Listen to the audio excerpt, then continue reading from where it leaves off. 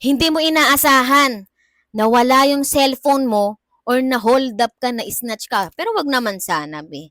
Tapos dun sa cellphone mo, nandun lahat ng password mo. O, ang hirap nun, be. Paano mo mabubuksan yung mga accounts mo sa SOCMED? Buti na lang, guys, meron na tayo ditong password keeper book. Okay?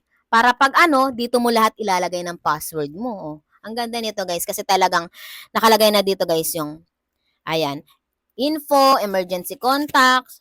Ayan, kunwari, website. Hindi mo na kailangang isulat pa yung website.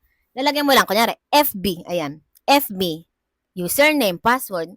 Ayan. Para guys, pagka if ever man na guys, syempre tayo, mahilig tayo ilagay natin sa cellphone yung mga password natin, di ba?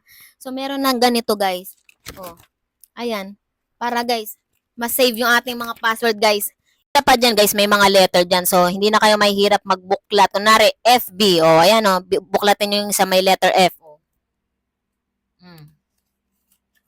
Diba? Tapos nakalagay na dyan yung inyong mga username, password. O, diba?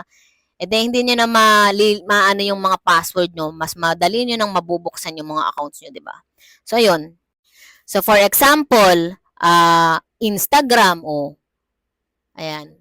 Meron dyang I. Doon nyo bubuksan. O, di ba guys? Ang dali lang ng buhay, be. Huwag nyo nang pahirapan pa, okay? So, wag naman sana mangyari yon, pero may mga times talagang nangyayari yung mga gano'n, wala cellphone, na snatch.